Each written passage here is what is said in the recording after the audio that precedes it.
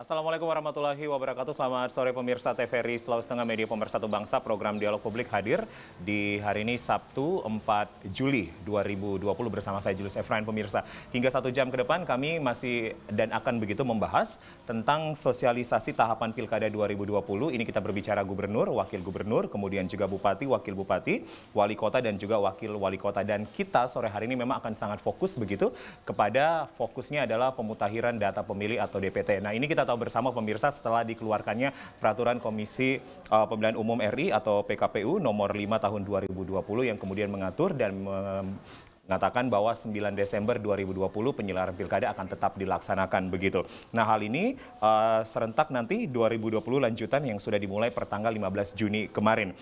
Tentunya harus dengan memperhatikan protokol COVID-19, keselamatan dan juga kesehatan baik dari pihak penyelenggara ataupun juga masyarakat pun juga harus dipertimbangkan. Nah, seperti apakah kemudian dari sosialisasi PKPU nomor 5/2020 ini, daerah-daerah mana sajakah yang di Sulawesi Tengah akan menggelar pilkada serentak 9 Desember karena ada 270 daerah begitu di Indonesia yang kami dapatkan.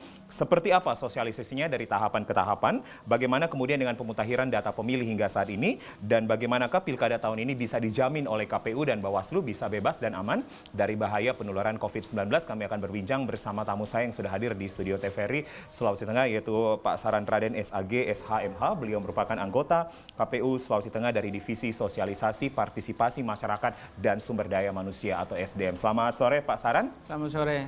Sehat Pak? Sehat, alhamdulillah. Baik. Dan pemirsa, kami juga nanti masih akan menantikan dua narasumber lainnya, baik dari KPU satu pun juga dari Divisi Informasi dan Data dan Informasi, dan juga nanti dari Bawaslu. Sekali lagi pemirsa, kami akan bahas tahapan pada hari ini. Kita sangat fokus begitu berbicara tentang data atau pemutahiran data pemilih. Karena kita tahu biasanya carut marut begitu data pemilih ini memang terus ada menjadi classical problem ketika pilkada itu digelar. Kami juga mengundang Anda pemirsa untuk bergabung bersama kami melalui line telepon 0451 452 414 yang nanti akan kami buka di segmen selanjutnya. Saya ke Pak Saran dulu. Pak Saran, kalau kita bicara tentang PKPU Pak, rasa-rasanya bahagia kemudian akhirnya tahun ini digelar. Kita bersama begitu Pak, ada opsi yang kemudian mengatakan janganlah dulu di 2020 tapi 2021 saja mengingat pandemi COVID-19. Seperti apa kemudian merespon dari KPU Pak adanya PKPU 5 2020 ini Pak Saran? Ya, baik, terima kasih. Sebenarnya kalau kita lihat ya bahwa pemilihan lanjutan ini sebenarnya didasarkan pada adanya Perpu nomor 2 tahun 2020. Perpu nomor 2 tahun 2020 ini adalah perubahan dari Undang-Undang 10 tahun 2016 sebagaimana perubahan dari Undang-Undang nomor 1 tahun 2015 itu tentang pemilihan gubernur, bupati dan wali kota. Nah, karena dikarenakan adanya satu kedaruratan kesehatan yang sebenarnya di bulan Maret yang lalu kan Presiden sudah mengumumkan adanya kedaruratan kesehatan itu diakibatkan penularan pandemi COVID-19, sehingga selanjutnya di bulan Maret 2020 KPU selanjutnya menunda 4 tahapan pemilihan.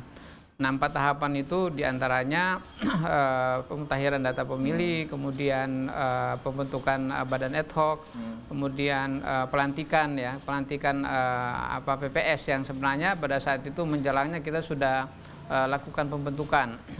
Nah, setelah keluarnya Perpu nomor 2 tahun 2020 kemudian disepakati oleh DPR, kemudian pemerintah ya dan KPU serta penyelenggara pemilu lainnya Bawaslu dan DKPP, akhirnya kesepakatan untuk pelaksanaan pemungutan suara lanjutan dilaksanakan pada 9 Desember tahun 2020. Nah, dengan itu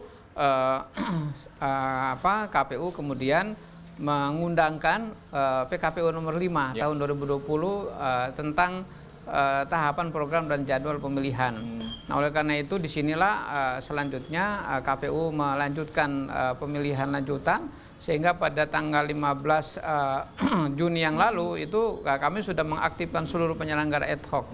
Jadi dimulainya setelah diundangkan PKPU nomor 5 tahun 2020. Tentu dengan syarat kelanjutan pemilihan ini adalah dengan tetap menjaga keselamatan, keamanan, dan kesehatan penyelenggara. Jadi tahapan lanjutan ini sudah dimulai per 15 Juni kemarin? Per 15 Juni kemarin itu kami sudah melanjutkan dengan mengaktifkan kembali penyelenggara ad hoc itu PPK dan PPS, karena PPK kami sudah lantik ya oleh KPU Kabupaten Kota, kemudian PPS waktu itu memang ada penangguhan, tidak sempat dilantik karena pemilihan sudah ditunda.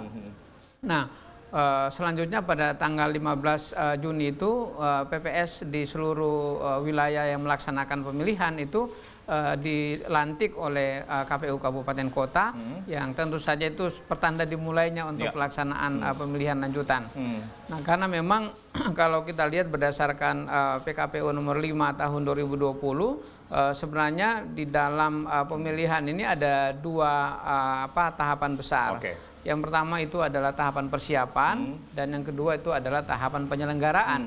Kalau tahapan persiapan itu kan ya kita mulai dari sekarang Pak, dari 15 Juni kemarin. KPU sudah misalnya kegiatan-kegiatan yang dilakukan pada tahapan persiapan itu diantaranya pembuatan regulasi ya, hukum yang mendukung terhadap pelaksanaan pemilihan, kemudian penyusunan dan pemutakhiran data pemilih, kemudian sosialisasi, karena sosialisasi ini adalah tahapan yang paling panjang itu ya, mulai dari awal sampai dengan menjelang pemungutan suara pada 9 Desember 2020. Nah, kemudian yang kedua itu adalah tahapan penyelenggaraan. Tahapan penyelenggaraan ini dilaksanakan mulai dari pencalonan, kemudian kampanye, kemudian pemungutan suara, kemudian rekapitulasi, kemudian tahapan penetapan pasangan calon, dan kemudian di antara itu ada juga pelaksanaan terkait dengan sengketa pemilihan.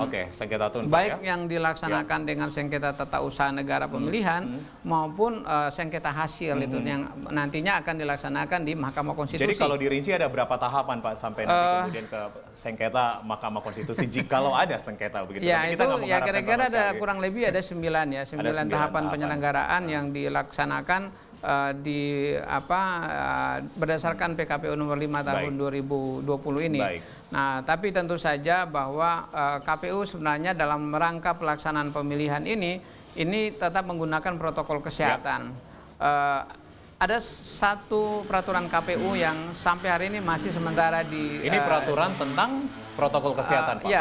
Peraturan KPU tentang pemilihan di gubernur, bupati, dan wali kota di masa bencana non-alam itu. Artinya mungkin tahapan atau peraturan ini yang lagi digodok begitu nanti akan mengatur bagaimana kemudian regulasi pada saat pemilihan begitu Pak ya. Oke, kita tahan dulu Pak Saran Raden, kita akan jeda terlebih dahulu pemirsa untuk mendengarkan kumandang azan maghrib untuk wilayah Kota Palu dan sekitarnya. Pemirsa, kami akan kembali masih dengan sosialisasi tahapan Pilkada 2020, khususnya sore hari ini kita bicara tentang pemutakhiran data pemilih. Tetap bersama kami.